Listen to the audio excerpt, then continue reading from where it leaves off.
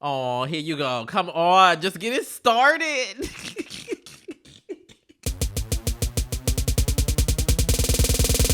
Hey there, beautiful people. Welcome to FANTI, the podcast for all those complex and complicado conversations about the gray areas in our lives. I am the weak-voiced and tight-throated Jarrett Hill. And I'm Tre'vell Anderson. Thank you all so much for being here for one last time here on the FANTI podcast. I just realized I should be clear. Tight throat as in I'm like choked up a little bit. Cut it out.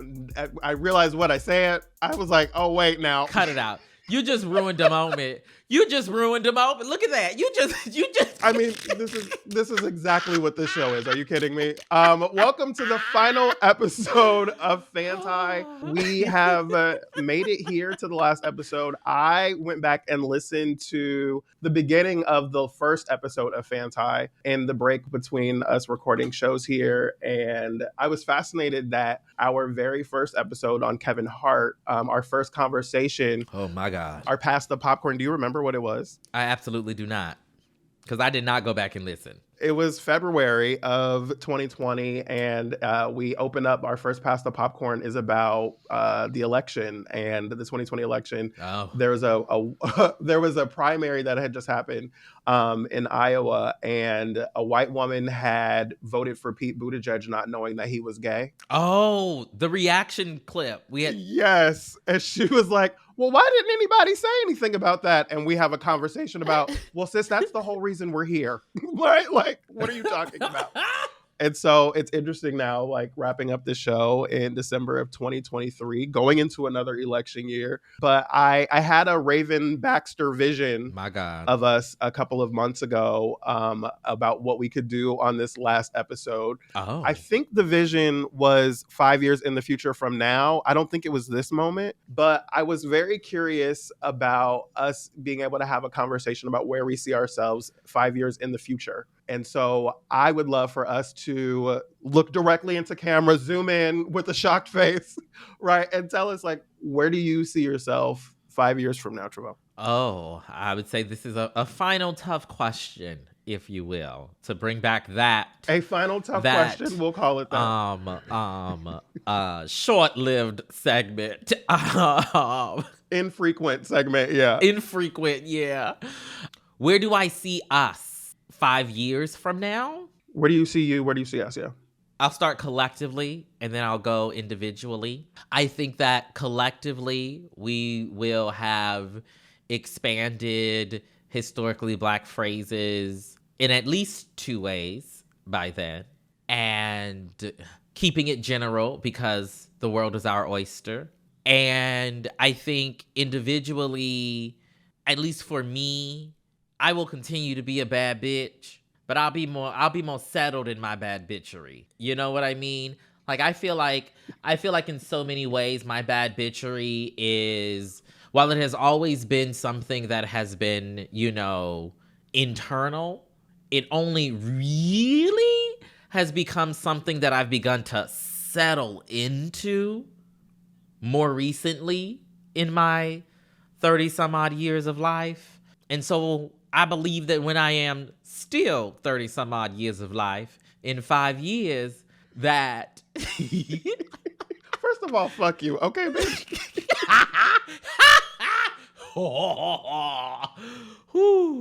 And so like, I think that I think career-wise and creatively, I will be doing things that I didn't even imagine were possible.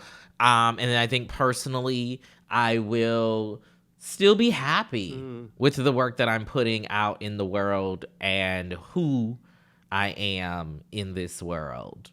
That is my answer for our 5 year Raven Baxter of it all. What about for you? Since you apparently been thinking. Well, I mean, I have a plan. I don't know if we've met, but Listen, he do got a plan, y'all. He not lying. If I project 5 years into the future, at this point in 2028, I will have probably 6, 7, 8 months ago hosted the Oscars, the 100th Oscars. Oh. Yeah. I will probably have 1 or 2 stand-up specials out by then. And Big purr. Likely a film or television show that is created by me. And if our agents are happy, if our agents would have it their way, at least one or two other books at this point. But listen, My God, today. I think that, oh, also with my Oscars thing, I still have not like met Michelle Obama or like had a conversation with her since the plagiarism scandal. I think Michelle Obama is going to be in my opening number for the Oscars. And I just want to make sure that I put that on record too. I've seen it already. Okay, go on, get specific. I love when the manifestation girls get specific to the T, and then you see a clip a la Usher, Yes, 20 years later, being right on the fucking money. So go, friend, talk your shit, friend. I mentioned this on the show a few weeks ago as a bit of an Easter egg, but I want the Wiz musical to become a film again and be nominated that year for Best Picture, because part of the vision I have for the opening number includes Can You Feel a Brand New Day as a breakout moment. Anyway. Okay. All right, beloved. Okay. But I also probably will do another pod at some point. Like, I don't know what that's going to be or when that will be, but like, I enjoy having a podcasting platform to talk about what's happening in the world or how I see it. Running your mouth. And run my mouth, right? I've been podcasting now for just over a decade, and it's something that I thoroughly enjoy. So those are like the big things. I mentioned on the show that I'm interested in, from the development of this show or like over the course of this show, I'm really interested in studying the ways in which Black, queer, and trans people have impacted the church and how it has impacted us, and how we can use that information to tell better stories about ourselves so that we can get freer, but also how we can use that information to build better communities for us, communities of faith. And I'm not exactly sure what that's going to manifest as, but it's definitely something that is exciting to me and feels like the next call of like stuff I'm supposed to be doing. So that's where I see us 5 years from, see myself. As far as us is concerned, you mentioned, I'm gonna say, you didn't say shit about me, but that's all right. That's okay. I'm just kidding. Well, as when it comes to us and the work that we're doing, I actually think historically Black phrases will be 2 other things within the next year. Okay, slow down, friend. I mean, we already have the tour, so right. So 50% check. One of them is already done, and we've had plenty of meetings about a couple of the others. Yes, we have. My God, today. So I trust that they will come to fruition. I would love to see this book grow into other cultures, but also into other appreciations of Blackness. And so I'm hopeful for that. And I also want to have an imprint where I'm printing books and publishing books that are of interest to me at one of the major publishers. And so like I see for you though, I one of the things that we've talked about since I think before FANTI was like, don't be trying to prophesy over my life, TD Jarrett. I'm not saying what I see, I'm saying like what I hope for. I'm just kidding. But you've talked before about wanting to be editor-in-chief of a publication and of like a legacy publication. And I don't know if that dream or vision is something that you still have for yourself, but I do see you being able to lead a massive operation in the journalism space and being able to do it in like the unique and special way that you do things. And some of the stuff that we've talked about here as the way that we think about leadership, the way that we think about community, the way that we think about the work that we do. I think being able to see that coming from you applied in that way will be something that will be really special and transformative for you and for everyone who gets to experience it. So I'm excited about that too. That's it. I love that. This is also a perfect opportunity for me to plug Slay Jean, my fabulous social curation and media production house, okay, that always comes to Slay, powered by this here imagination. We're out here producing podcasts. I don't know if you've heard, we're out here doing event series, or at least that's what we'll be doing in 2024. Stay tuned. And also, if any of those fabulous, wonderful projects that you just mentioned need any sort of, producerial support, Slay Jean is here as a, 360 entity that provides the necessary support and foundation for possibilities anew.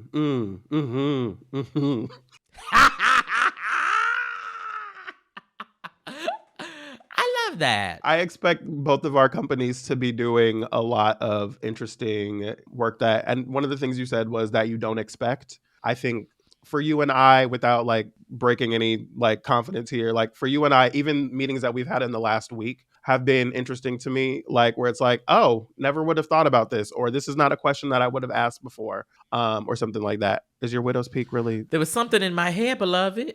It was on the camera, so I had to find it. You know, you've been telling me for the last 6 months that the back of my microphone thing got lint on it. Listen, it's been driving you nuts. My God, today. I'm like, you know what? She's committed. She's committed to having lint on her microphone. And you know what? God damn it. Let her do that. Okay? Let her live that lifestyle. This was a great little exercise. Thank you for that. Mm-hmm. We're going to take a quick break. When we come back, Tre'vell's hair will be different. And we're going to get into FANTI itself. Don't go anywhere. Hey, this is Andrew Reich, the host of Dead Pilot Society, the show that takes comedy pilots that were sold and developed at networks and streamers but never produced, and gives them the table reads they never got a chance to have. If you've never checked out Dead Pilot Society, this month's episode might be the place to start. The cast is incredible, headlined by the one and only Zooey Deschanel, and also featuring Paget Brewster, Michaela Watkins, Hamish Linklater, Asif Ali, and Maximum Fun's very own Hal Lublin. So go to MaximumFun.org or your favorite podcatcher and check out this incredible cast on the latest episode of Dead Pilot Society. And now we've come back to the end of the FANTI. One last FANTI, one last topic. Oftentimes, over the last 4 years, Tre'vell and I have texted each other with FANTI, and a topic. Over the years, it's been FANTI, Blue-Eyed Soul, FANTI, Code Switching, FANTI, Sean King. Oh my God. Some of them we're never going to get to, and y'all are just going to have to deal with it.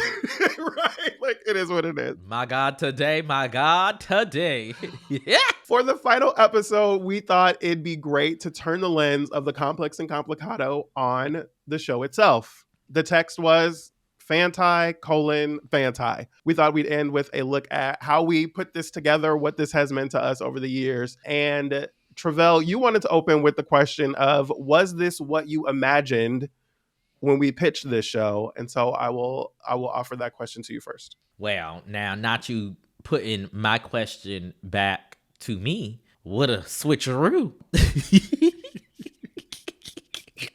Was this what I imagined when we pitched this show? No, it was not. What? I don't know why that hit for me in the way that it did, but go ahead, carry on. I mean, did I know that we would create something special that would, be all of the things that we wanted it to be? Absolutely. With all due respect, just because that's just what I do. You know what I mean? But was this last 4 years what I thought the 4 years would be, or the life of the show would be when we pitched it? No. Has the toll that it has been to do this show in the ways that we wanted to do this show, and being very intentional about that, did I foresee that? When we were in, as Laura said in last week's episode, when we were in that office with Jesse and Bikram and Laura Swisher making the initial pitch for what this show became. No,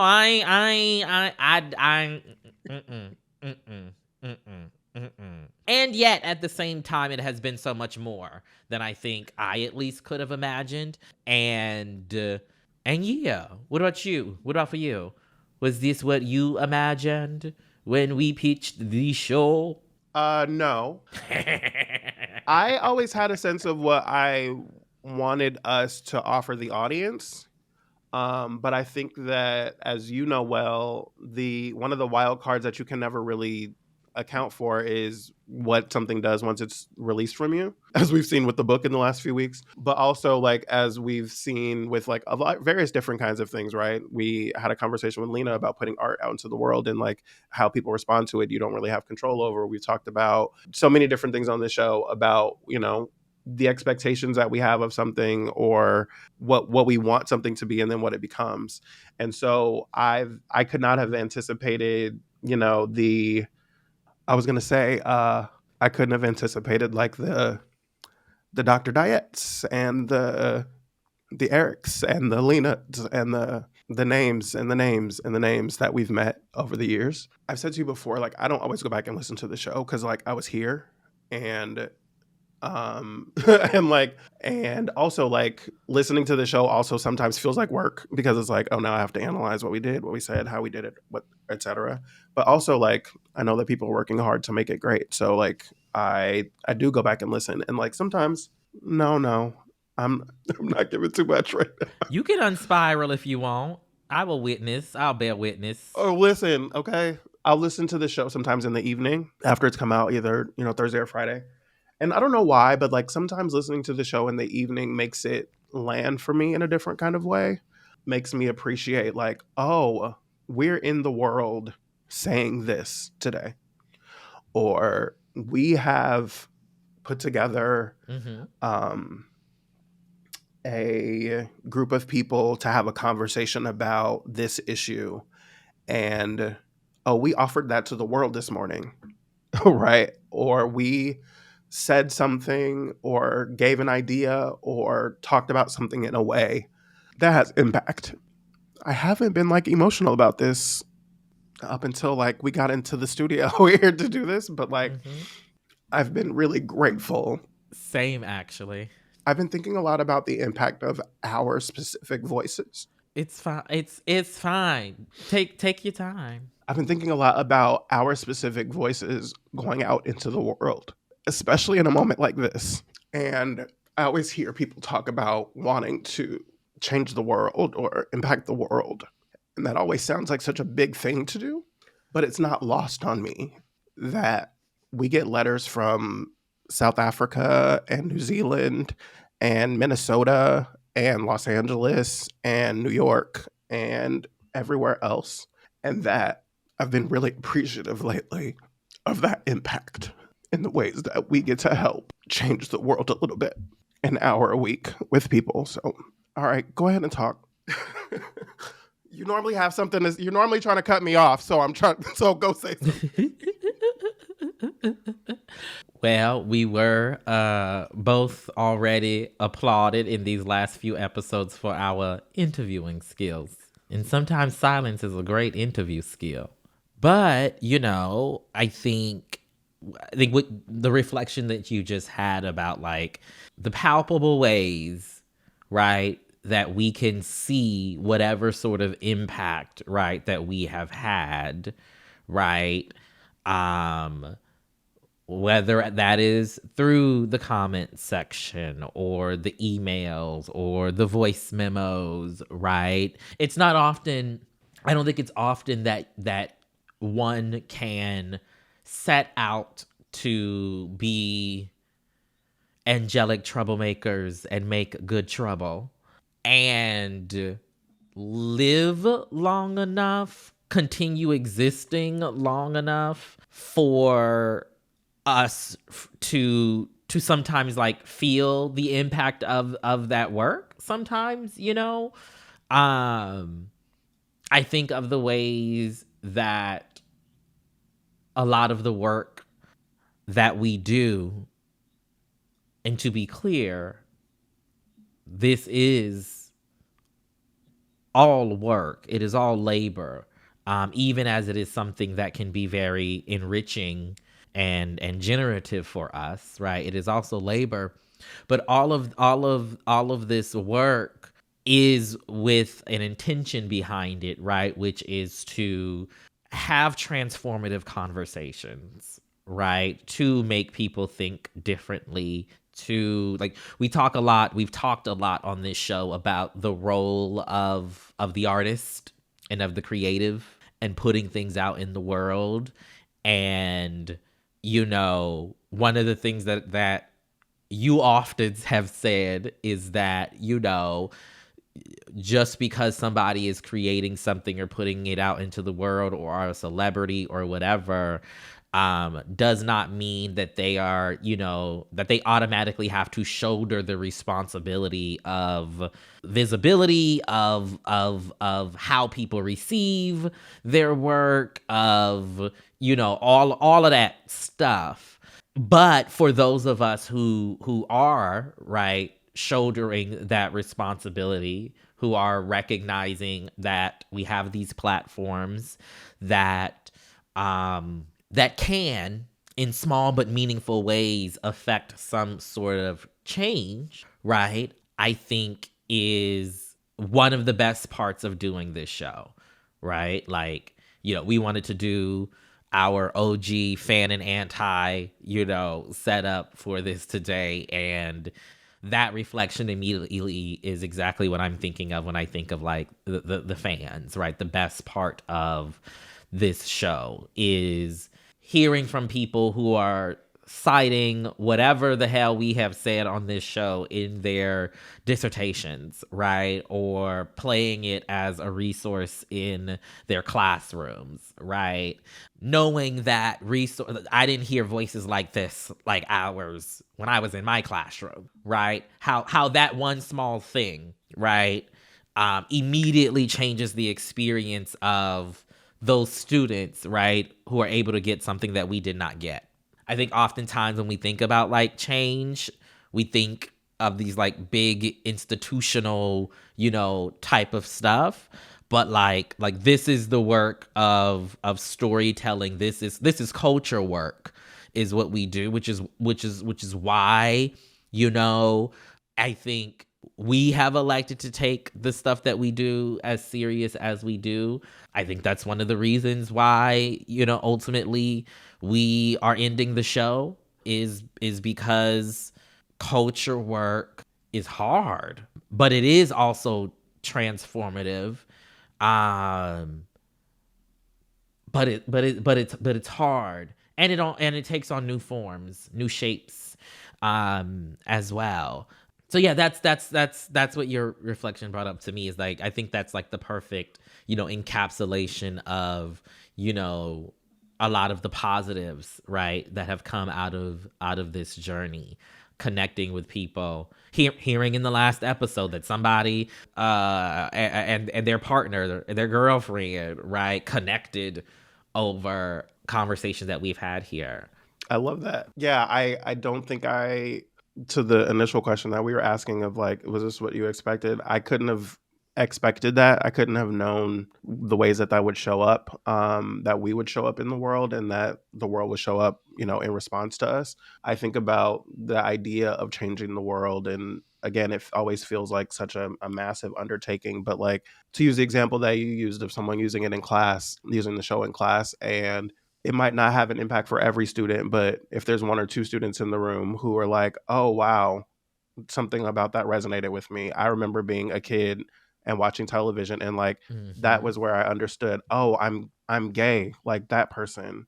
That's what this thing is that I've been trying to understand or put language to without even knowing, and hoping that someone can hear something on our show from one of our experiences, or from a guest, or from whatever it is, and like a light bulb go on, or a great seed be planted or watered, and it be able to shape their experience in a different, more free, more honest way. I think that there's something incredibly special about that. And I want to say also, because we have some fan and anti stuff to do here, but I also just want to say that, like, for you specifically, Tre'vell Anderson, it's been a really big blessing to watch your journey. The other day you sent me, we were on the phone, and you were talking about having worn something twice. Hold on now.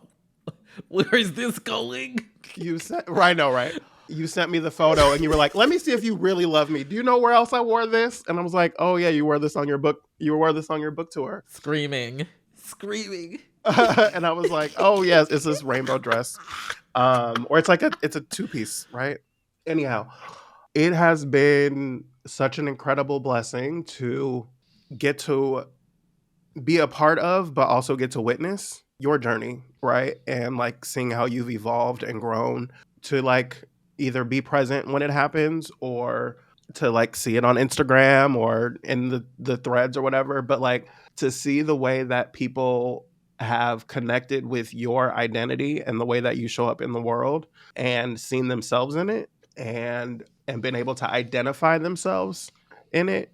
I have, since coming out about being positive, I've had a lot of people reach out to me and like tell me that they were positive as well. And like I have been one really moved by people's trusting me with that, but also grateful to be able to be used in that way for to help folks in those ways. And it has been an incredible blessing to see you on tour, right, with your book and city after city, having conversations with people about this book that you've written and the work that you've done, and to know that there are people coming up to you to say like, oh, I recognize you talked about, I saw we talked about this before, you being at an event and someone hearing your voice and being like, oh, I know that voice.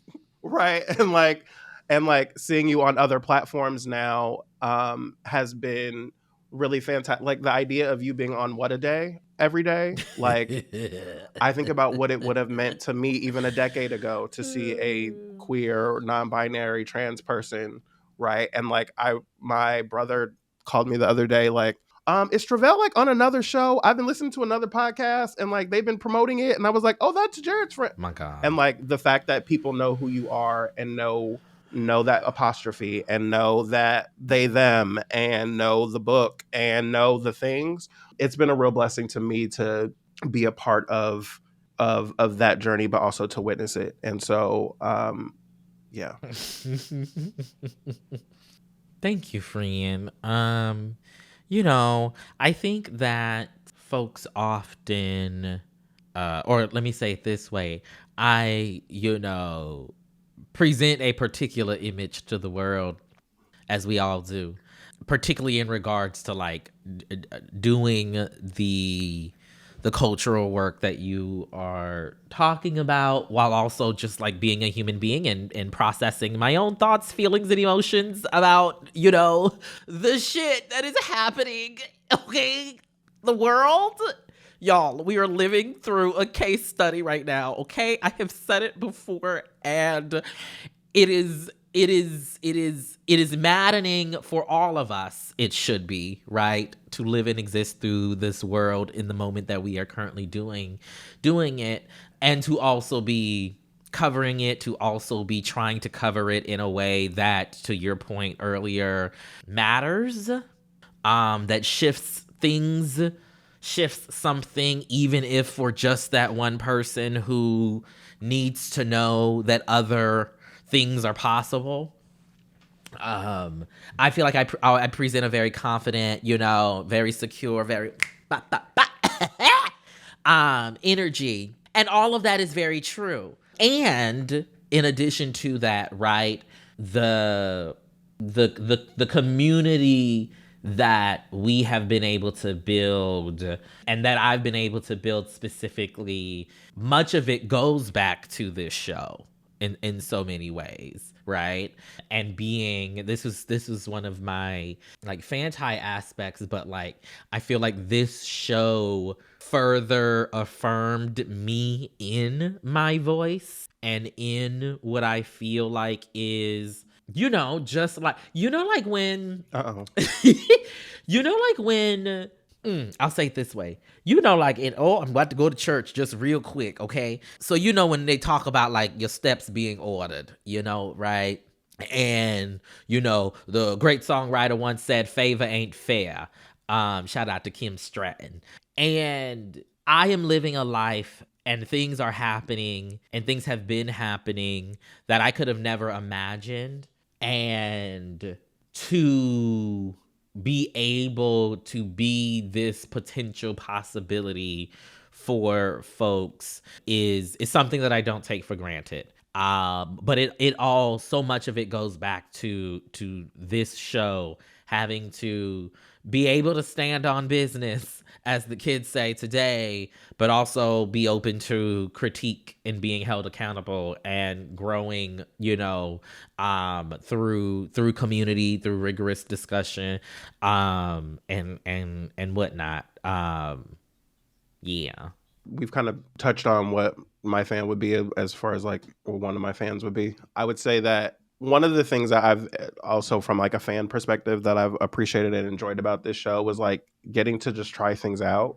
You and I have had a lot of different ideas about things that we wanted to do, whether that be things that we wanted to try out at NABJ, LA, and nationally, whether it's a book, whether it's a this or that. And like, there's been so much fun in the creative generation, the generative nature of doing a show like this, where we're like always having to have an idea, right? And like, that's been incredible for me as a creative and someone who writes and creates and all of those different things. What? I was no you singing that made me think about how, you know, so we always talk about your creative incubator, but we have an editorial calendar, like spreadsheet or whatever, that has all these different, you know, tabs or whatever. And when Jarrett talks about, you know, the throwing out a topic idea, the potential guest that we came across, like there are so many topics that are in that document that we never did for various reasons, and that also that we did do. I feel like I can confidently say that the majority of the topics that we've done on this show came from you, like comparatively. I feel like because you I feel like you would always, because you would write down notes about something happening in culture that like we could do on the show, and I would not write down notes. So I would never remember when we got into our meetings, and we'd be like, what we gonna talk about today? And I'd be like, beloved, I don't know what happened. I can tell you what happened on Big Brother. Okay. Or The Amazing Race. And so like a lot of the idea generation, I feel like. Well, I'm thinking like of stuff that we've like tried to do that never really happened as well. Like moving kind of more into like the anti, it's been frustrating. One of the frustrating things about this format of a show is we've wanted probably since season 2, we've at least discussed having people on to discuss themselves. Because in earlier seasons, we did a lot of episodes that were about specific people: Tyler Perry, Kevin Hart, the Kobe Bryant, Wendy Williams, like those different kinds of things in our very early episodes, and then kind of continued that. But we were always really interested in doing episodes where we could talk to Tyler Perry about Tyler Perry, right? Or talk to whomever. And so like getting to end with Lena was great. And we don't talk about it in the episode, but like Lena and I have been friends for a decade, but like much of that time we were not friends. And you and I have talked about having Lena on the show before, and I said to you, like, I wouldn't feel comfortable having Lena on the show without having a conversation with her first. And so to be able to have Lena on in that capacity as the person who is fantying themselves to a degree, it in the introduction there of like introducing her and her being on that show, like I kind of felt the weight of that, of like, oh wow, what a moment this is that we're friends again now, and have like the connection that we do, but also like here on this show. But it's been frustrating, like trying to make certain things hit that never really did, and that's been frustrating. No, that's a good one. That's a good one, right? Like getting people to play the game, basically, that we were interested in doing, like to be open to having, you know, some conversation about what the streets are saying, you know? That's a good one. That makes me think of how I feel like one of the things that was difficult, but not in a negative way, but just like a circumstance that we had to navigate constantly, was I think we wanted to be a show that we could dive into certain conversations on, but we recognized that certain topics, we shouldn't necessarily be diving in on them by ourselves. There were a lot of times where I like to say Jarrett wanted to treat this podcast like we were a daily news show, and invite people, you know, on Monday to come record with us on Tuesday. I still will. And there were some times where we did that and it actually happened and it was fine. But I was always like hesitant about like, I want to make sure that like people don't feel rushed trying to come on this show. I want people, because that's how I want to be treated when I'm invited a place. And so I wanted us to prioritize that and like allow people to prepare themselves for whatever sort of conversation they wanted to do. But I think us in trying to maintain what the show was supposed to be, like it with the fan and anti, with the complex and complicado, like this show very easily could have turned into, for example, The Read, which I love, but there, it could have very easily turned into even a Jaden XD type show where we're just talking, right, about whatever comes to mind, whatever is going on in pop culture in that, kind of brilliantly generative way that those shows are. But for ours, we had a thing, right? We wanted to do the fan and anti, the complex and complicado. And so there were certain topics that we wanted to talk about, but there, it was actually black and white. That is bad. Like there were moments where I felt like we were, I don't want to say struggling, but we were, tarrying with how do we stay true to what we say the show is supposed to be, but also address these things that we want to talk about. And so like that was a little bit of the work. I said in our show notes I said this ain't Phaedra, by which I mean, this process for us as a show, because of our background, we didn't want to just be, conversational. We wanted to cite a study. You wanted to bring up definitions. Like we wanted to actually wrestle with some shit, and that requires a lot more work than just sitting down at the computer and hitting record, which too many podcasts are just that, right? And we wanted to be something different because there's plenty of that already. Hell, I listen to many of them. Right. Well, and to your point about trying to make things fit, I know that one of the conversations you and I have had probably hundreds of times now through almost 200 episodes is like, there's a story where we're like, we need a different voice. We need another voice in here, right? To be able to add perspective to this that we don't. And oftentimes it was bringing in a woman, bringing in an expert, bringing in an academic, bringing in, another voice to be able to speak to the experience of something. And that has been particularly challenging. You talked about like how I'm happy to book a person the day before. Cable news will call you in the morning and be like, can you be here in 3 hours? Yes. We're sending a car. And they will. Pre-pandemic. And they absolutely will. But they will absolutely call you and ask you to come in a few minutes.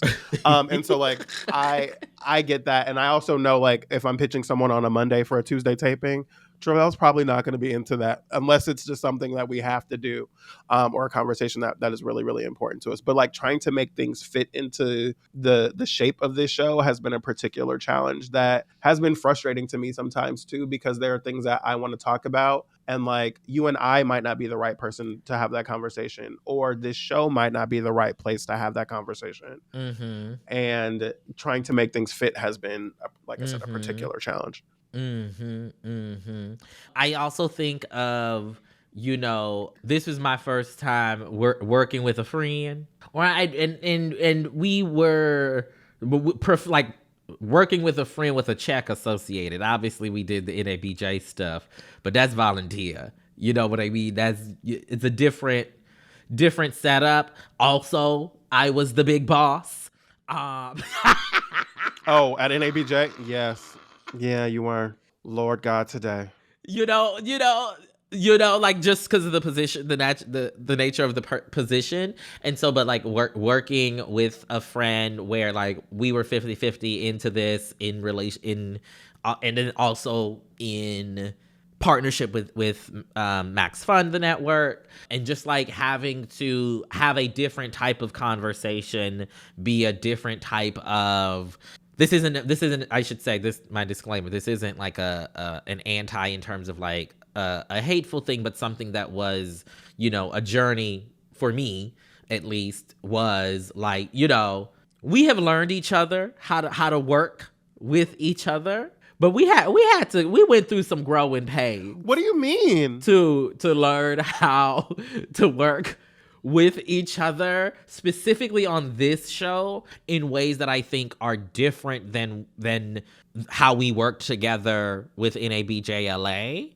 And I think that is something, in the last episode, Laura had asked about. She did ask about the leadership skills, but I lost my train of thought. Anyway, what I was trying to say is that I feel, yes, she asked about our leadership styles, but we were also talking about, I had responded to her question about that, talking about like wanting to make sure that the environment was as safe, as supportive as possible. And sometimes, to me, I felt required to, double back after a meeting and be like, listen, I might have said that a little spicy. You good, beloved? I think that is something that developed more and more as we were working together, in large part due to how like your style of work, like how you do work, has shifted throughout this show. And we collectively as a process have had to adapt, right, in that particular way. And I think that journey has led us to come to a space where we can create, a world where Palmira and Laura, as they said, these they words, praise the Lord, really enjoyed this process and the behind the scenes of that, and that's important to us. But yeah, working with you sometime, you get on my nerve. We actually joke about this often. I feel like we be like that motherfucker get on my nerve. Yeah, the phone. I'll be like, girl, what do you want? Why are you FaceTiming me right now? Very that. But it's all love, but it also has been, an area of growth for us. Final thoughts here as we wrap up this last FANTI of a FANTI. Oh, because we just been talking. Last thing I'll say is that, I think the business of doing this podcast, co-owning the show, wanting to grow it, wanting to not plateau, right? I think, just to be quite frank, the navigating the uniqueness of Max Fun, right, as a space that is member supported, right, and in relation to the types of ads that we run, like the company is doing everything it can be to be progressive and, down for the cause. And that when you're trying to do that and existing under this capitalistic system that isn't built with that in mind, it makes it difficult to just from a business standpoint try to stand on business in the ways that we've been standing on business with this show and also pay our bills. You know what I mean? And so I just wanted to also throw that out there as, one of the reflections of this journey that has got me thinking differently about what work looks like to me going forward, and opening up possibilities of how that can look, right? In a way that is potentially more community oriented, community focused as Max Fun is. Okay, I'm done. One of the things that struck me as we started winding this down was thinking about like being at Max Fun, right? And like one of the things that's been challenging at Max Fun is like we are a very Black show on a largely not Black network, right? And like that presents a particular challenge. But like I was thinking about how being at Max Fun has had an impact on my life specifically. And like being on, especially like in Max Fun Drive, in those windows when we're like doing other shows, oftentimes like to cross promote our shows, and like having done Depression Mode with John Moe is something that I still go back to, and like I I think a couple of months after like suicidal ideation and like really deep depression and like trying to figure that out and what I wanted next and all that kind of stuff. And like having that show to go on was helpful for me, right? Doing Heat Rocks and like talking about India Ari's album. Heat Rocks. When I listened to the first episode, like one of the ads in there is for Heat Rocks, which is no longer doing new episodes, but is a fantastic show where you go on and you talk about an album that you love. And like I met India Ari from that, right? And like have become friendly with her, and like the way that that like even just like knowing her in that way and like what came out of me meeting her has been so interesting. And like I think about like all of the great folks that we've gotten to meet on Maximum Fun and all the other hosts and ways that we've kind of engaged them. Most recently I was on Go Fact Yourself, and like getting to have that experience with Mandy Gonzalez from In the Heights, that like reached back to a part of me from college that like I didn't even know that like that would have meant something to me to do that on a Max Fun show. So being at Max Fun has been it's been a challenge, right? But it's also been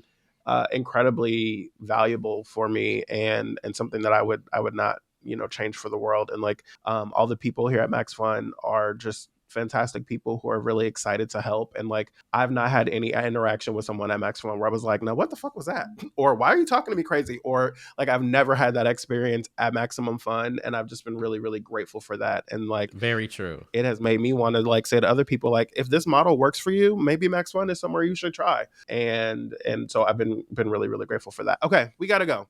Yes. We're going to take a quick break, and when we come back, we're going to do our final listener feedback segment. If you need a laugh and you're on the go, try STOPPODCASTI. Were you trying to put the name of the podcast there? Yeah, I'm trying to spell it, but it's tricky. Let me give it a try. Okay. If you need a laugh and you're on the go, call STOPPPAD. It'll never fit. No, it will. Let me try. If you need a laugh and you're on the go, try STOPPPDCOO. We are so close. Stop podcasting yourself. A podcast from MaximumFun.org. If you need a laugh and you're on the go. Welcome back, beautiful people. For our final listener feedback segment, we have a montage here that the team has put together of some of your voice memos that you sent us about the show ending. Let's take a listen. My point of view, within reason, has always been something that sits in the middle. Like I can usually see things from both sides, and it's not something I really felt validated in thinking until I started listening to your podcast. I love the fact that you created a word for that place that sits somewhere in the middle, that is that complex and complicado. I love the conversations that have come out of the podcast. It has definitely changed the way I look at the world, and most importantly, it has changed the way that I have a relationship with myself. And I know it's the bare minimum, but like it's just such a relief to listen to a podcast that comes from a place of like logic and reason and like a well-researched, balanced place that also has like a dash of fun and a reminder that it's not always that serious. Because in this era, with these dusty men and their fucking microphones, there's just so much shit content out there. And so when you find people that genuinely do care, that genuinely just want to put quality work out there, like I have to support, I have to listen every week. This is Maria, and I just wanted to say thank you so much for the years of listening and learning that you've provided. I really appreciated everything. I've been a listener since the early days. I know that Max Fun may have felt like an odd fit for your show, but if you hadn't been on Max Fun, I probably wouldn't have heard about you, because I had learned from you when I was listening to other Max Fun shows. So thank you so much for being a part of the network, and thank you so much for all that you've shared with us over the years. I'll miss you, and I'm sorry that you're going, but I know that to everything there's a season. So I just wanted to thank you again for all that you've done. Hey, Jarrett. Hey, Tre'vell. Thank you so much for this podcast, and thank you for filling this space. A year ago, I was diagnosed with prostate cancer, and the doctor had said the best thing for me to walk I thought it was the stupidest thing in the world being in the place that I was. But they say laughter is the best medicine. And the laughter that you gave me and all of the serious subjects as well has been a godsend for me. And I wanted to say thank you. Thank you for your work. Cannot wait to see what you do next. And I'm sending you all the love from the other side of the pond and all the best wishes in the world. Thank you so much.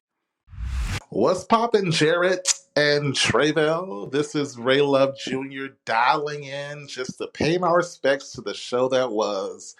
I know many of us out here in the FANTI fam are mourning the end of this series, and it's just been such a great ride having you all in our ears every week talking about things that many of us experience every day and just don't have the platform to reach out and talk about, but y'all are doing the Lord's work. You know that old saying, hate to see you go, but love to see you walk away? It applies here. I know that whatever's on the horizon for the both of you will only expand our worlds, and I look forward to following you wherever you go. So thanks again. It's been a wonderful ride, and congratulations on a job well done. Hi, Fanta. It's Jabulo. I really am, I won't lie, sad that y'all are coming to an end.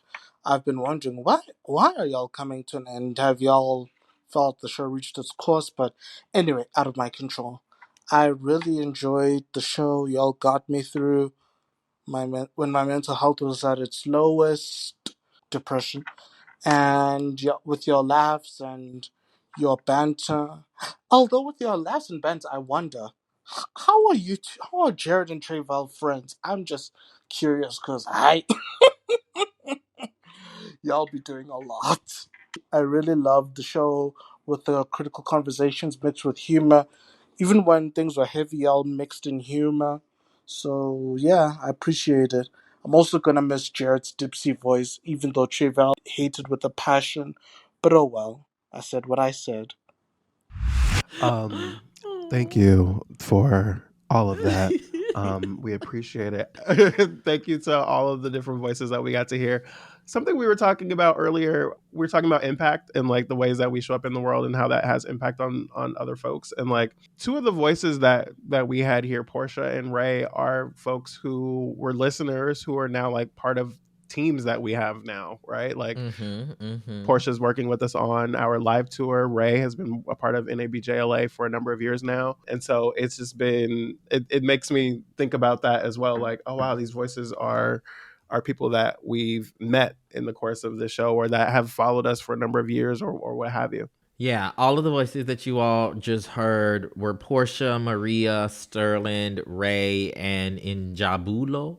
I hope I got that last one right. Yeah, it is as we come to this here, the end, okay, of this part of our journey. We've said it plenty of times before. I think creating the community that we've been able to do so, having the impact that we've been able to have, being told that, we aided people, along their journeys of life, right? The good, the bad, and everything in between. We don't take it for granted. I don't take it for granted. And it's been wonderful. I look forward to the communities we will continue to cultivate, both in the audio listening space, but also IRL as well. And I don't just say that as a way to plug our Historically Black Phrases Live tour. But I mean that like legitimately, because one of the things that we weren't able to do in this journey with FANTI is do a live show, right? And to bring the community of folks that we know are out there listening and having these conversations and speaking back to us when they're listening in the shower on Thursday mornings. We weren't able to have those folks in a physical space. Shout out to the FANTI fam, our financially contributing members who, showed up to our salon that we did rather regular. It was regular at a point, and then, we died off on that, but shout out to them as well. But yeah, bringing people together is something we weren't able to do with this show, but it's good to know that there's a that the auditory community is like feels tapped in with each other, nonetheless. Yeah. I know I've said this here before in other spaces, but like when we do a show and, we bring Dr. Charles Davis on, or Jarrett Lucas is on, or Joy DeGruy, whomever it is on the show, like I don't have a whole lot of concern that people like, oh, I hope people get something valuable from this person. Like, Yeah. I know that's going to happen, right? Anytime that we've brought these people onto the show, we know that they're going to bring something brilliant because they are brilliant people and they have brilliant perspectives. But the thing that we can't create, or that we don't always say that we hope that you get, is that you feel included, that you feel seen, that you feel appreciated, that you feel affirmed, that you feel represented, that you feel safe in this space. And so to hear that from so many people is probably the biggest compliment to me, that people came to this space and felt those things and got some great information and met new people and so many other things. So I would say, as the final word, I would say that, in so many ways, I think my hope, and I feel like I can speak for you all, for you, for Laura, for Palmira, for everybody else who has, had a hand in bringing this show to life, that just because the podcast is ending doesn't mean the conversations and the deep thinking and the nuanced perspectives has to end for you all, right? My hope is that you continue, these types of conversations in your everyday life and in your local community. So you can still use, this podcast feed as a resource, right, to introduce certain conversations to other folks, right? You can still engage with the work that we're doing beyond this podcast as well. Follow us on the social media platforms. We gonna be over there at least until they all go, corrupt, like, listen. So you can stay in contact with us those ways, but really I want to nail down that, like, we have cultivated this community. Folks say you've been inspired. You say that these conversations have had an impact on you. And so as we end, I say, what now? And only you all can define what now looks like. And I hope that it has something to do with carrying on, what it is that we have started and cultivated here, to ensure that all of us, right, can have the impact in terms of like creating and crafting this world that we say we want to live in. We want to remind y'all to come see us on tour in the new year. We are excited to see y'all's faces and learn y'all's names and get to interact with y'all. So if you are interested in coming to see us on tour, go to historicallyblackphrases.com/live to join us in DC, Atlanta, New York, Los Angeles, and hopefully other cities in the future. But as we're on tour throughout Black History Month, again, we would love to see y'all in February. Tre'vell, I think that's it. One last time. For those of you that are watching us on YouTube, you're a little late, sis. You're just a little late. But listen, you finally found us. Y'all, if you have not been watching us on YouTube or checking out the podcast, we have 4 seasons of shows at fantipodcast.com. The feed of episodes will still be available for you, so you can go back, as Tre'vell said, and use this space to create conversations, to get things started for discussing some difficult things. If you have a comment or suggestion about this week's show, you can still tweet us. You can hit us in the comments. We're on the Instagram, the Twitter, X, the TikTok, the YouTube, all at FANTI Podcast. The email will still be open for a little bit longer, fanti@maximumfun.org. Yes, and we have told y'all about our loves over at Maximum Fun. You can support the work that they are doing. MaximumFun.org/join. Sorry, I just burped again. Whew, what a way to go out. Wow. Special. How appropriate. How appropriate. I just love it. I couldn't just leave, okay? I couldn't just leave. Special shout out to some of the behind the scenes creatives who helped us get this show off the ground. Shout out to Corece, COR.ECE, wherever you get wonderful music. Ashley Nguyen and the folks over at Moonhouse Creative who've done our graphics for every season of this show from the beginning. Shout out to Ashley. Shout out to our editor, Anne-Marie Huber. And shout out to producer Palmira Muniz.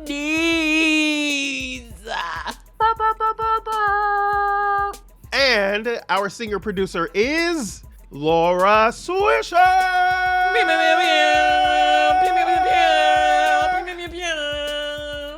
This is a production of Maximum Fun. It is. Go change the world, y'all.